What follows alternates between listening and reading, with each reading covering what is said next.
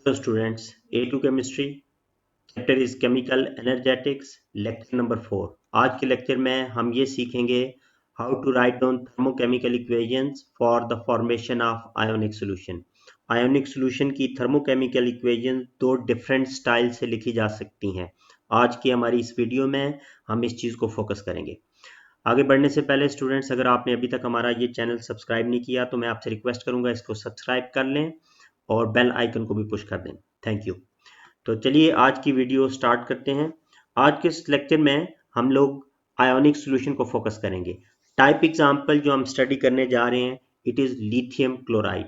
Lithium chloride का solution जब आपने बनाना है थर्मोकेमिकल इक्वेशन लिखने के लिए, there are two different styles. पहले हम स्टाइल ए को फोकस करेंगे। स्टाइल ए में आपने क्या याद रखना है, आप सबसे पहले जब भी आप थर्मोकेमिकल इक्वेशन लिखेंगे, आप लिथियम क्लोराइड लें या कोई भी कंपाउंड आपको जो दिया हो, you will add it in water.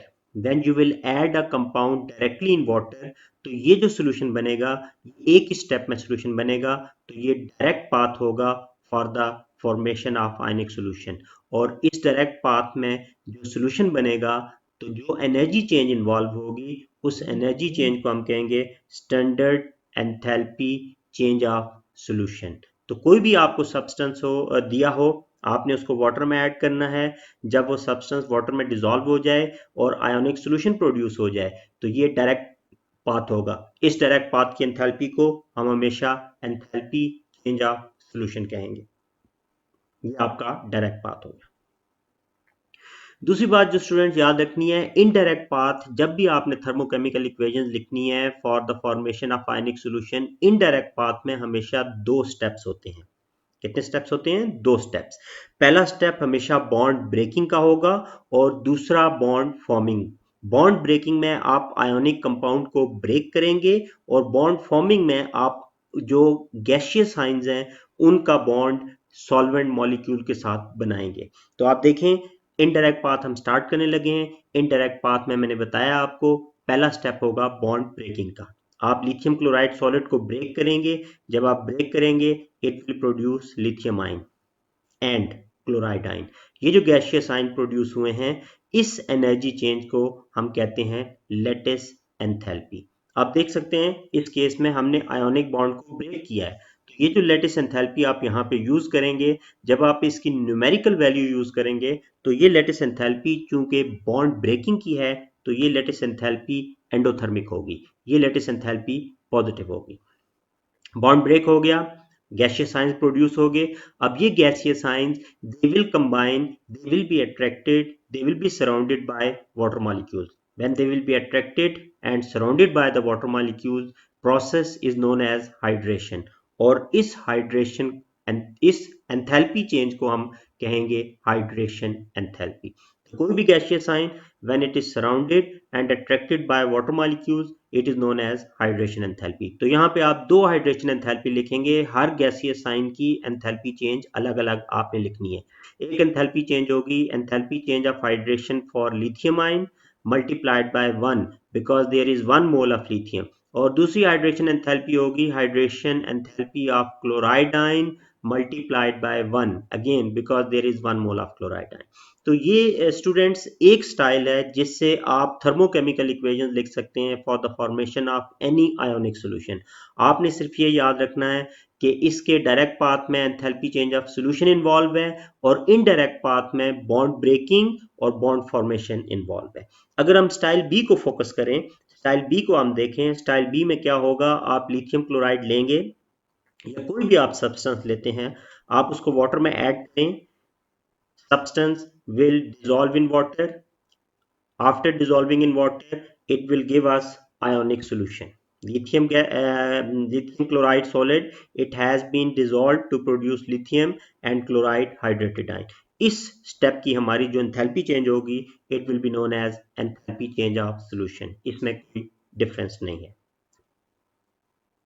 लेकिन इनडायरेक्ट पाथ लिखते हुए आपने फॉर्मेशन, दोनों जो स्टेप्स हैं वो फॉर्मेशन स्टेप्स शो करने हैं। एक फॉर्मेशन होगी formation of ionic lattice by the combination of component gaseous ions. ये भी फॉर्मेशन है। यहाँ पे एंथैल्पी चेंज लेटिस एंथैल्पी ही रहेगी। लेकिन इस केस में जब आप न्यूमेरिकल वैल्यू इंसर्ट करेंगे, since bond formation is involve, आपने इस लेटिस एंथैल्पी को नेगेटिव लेना है। And then when these gaseous ions they will be surrounded and attracted by water molecules, hydration का प्रोसेस होगा और जो एंथैल्पी चेंज होगी वो हाइड्रेशन एंथैल्पी होगी। वही उसी तरह आप hydration enthalpy of lithium ion लिखेंगे into 1 plus hydration enthalpy of chloride ion into 1। Students आप देख सकते हैं इन दोनों स्टाइल्स में आप एक डिफरेंस नोटिस कर सकते हैं। फर्स्ट स्टाइल में हमने लेटिस एंथैल्पी पॉजिटिव लेनी है बिकॉज बॉन्ड ब्रेकिंग इन्वॉल्व है। सेकंड स्टेप में लेटिस एंथैल्पी हमने नेगेटिव लेनी है बिकॉज बॉन्ड फॉर्मेशन इन्वॉल्व है। बाकी कोई डिफरेंस नहीं है। आप ए लेवल्स के एग्जाम में इन दोनों में से जो मर्जी स्टाइल अडॉप्ट करें, ये दोनों स्टाइल्स इक्वली एक्सेप्टेबल है।